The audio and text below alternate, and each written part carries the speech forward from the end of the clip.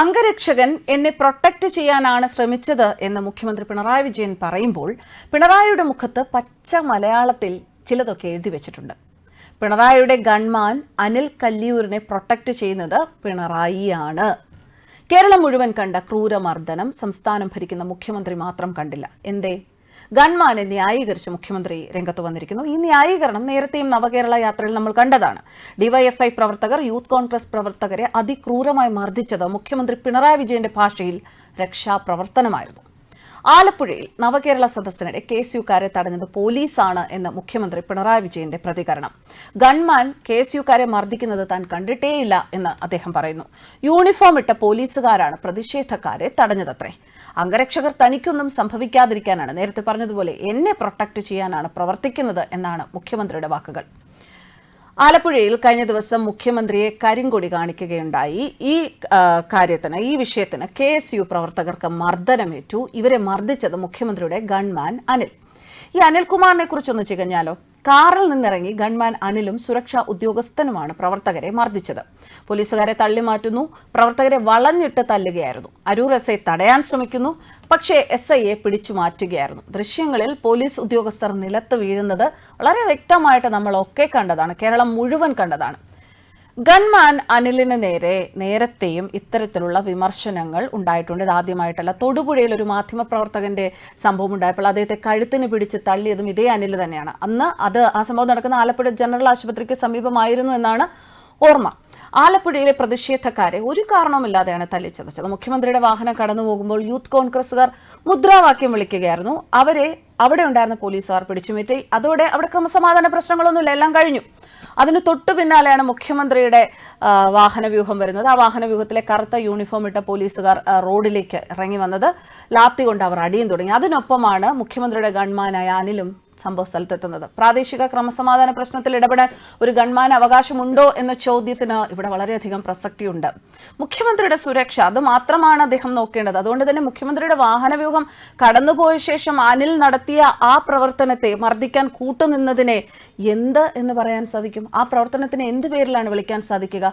അത് ഗുണ്ടാ ആക്രമണത്തിന് സമാനമായ ഇടപെടലുകൾ തന്നെയായിരുന്നു എന്ന് തന്നെയാണ് ഈ ദൃശ്യങ്ങൾ കണ്ട ഓരോരുത്തരും വിലയിരുത്തുന്നത്. അത് കണ്ടില്ല എന്നാണ് മുഖ്യമന്ത്രി പറയുന്നത്. സംഭവിച്ചത് പാടില്ലാത്തതായിരുന്നു, അതുകൊണ്ട് തന്നെയാണ് കണ്ടില്ല എന്ന് മുഖ്യമന്ത്രി പറയുന്നത്. അത് മുമ്പും മുഖ്യമന്ത്രി പറഞ്ഞിട്ടുണ്ട്. നമുക്കറിയാം, ഡിവൈഎഫ്ഐക്കാർ ഇതുപോലെ കോൺഗ്രസ് പ്രവർത്തകരെ തല്ലിമാറ്റിയതും ഹെൽമറ്റ് കൊണ്ട് അടിച്ചതും ആ സമയത്ത് മുഖ്യമന്ത്രി കണ്ടില്ല. കാരണം അത് കണ്ടു എന്ന് പറഞ്ഞാൽ എന്തുകൊണ്ടൊരു മുഖ്യമന്ത്രി പ്രതികരിച്ചില്ല എന്നുള്ള ചോദ്യം അവിടെ വരും എന്നുള്ളത് വളരെ വ്യക്തമായ ഒരു സംഗതിയാണ്.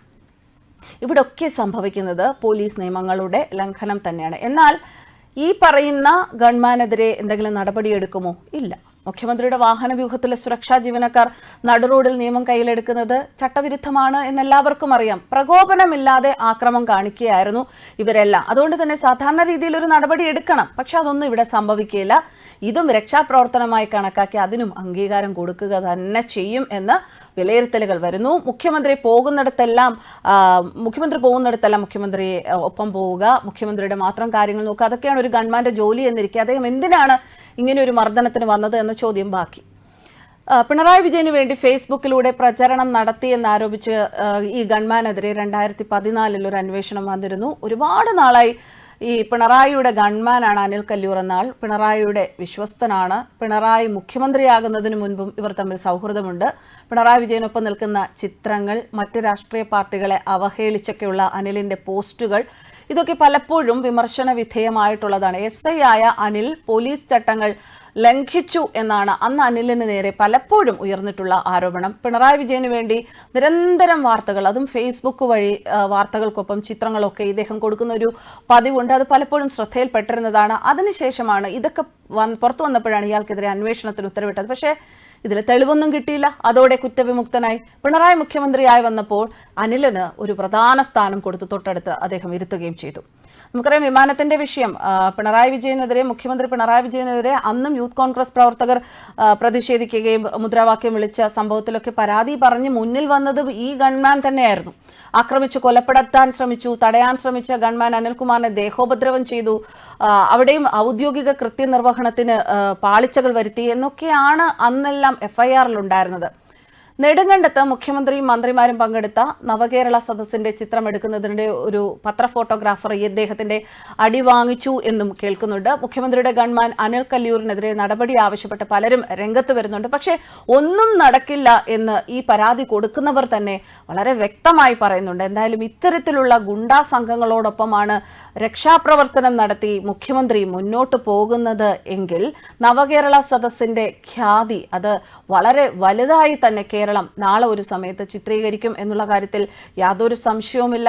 വളരെ വിഷമകരമാണ് ഇത്തരത്തിലുള്ള പ്രവൃത്തികളും ആ പ്രവൃത്തിയെ ന്യായീകരിച്ച് ഒപ്പം നിൽക്കുന്ന മുഖ്യമന്ത്രിയുടെ വാക്കുകളും എന്ന് കേരള സമൂഹം വിലയിരുത്തുകയാണ്. ശരിക്കും കേരളം ലജ്ജിക്കണം ഇത്തരത്തിലൊരു മുഖ്യമന്ത്രിയെ നമ്മുടെ മുഖ്യമന്ത്രി എന്ന സ്ഥാനത്ത് കാണേണ്ടി വന്നതിൽ എന്ന അഭിപ്രായവും ശക്തമാണ്. ന്യൂസ് ഡെസ്ക് കർമ്മ ന്യൂസ്.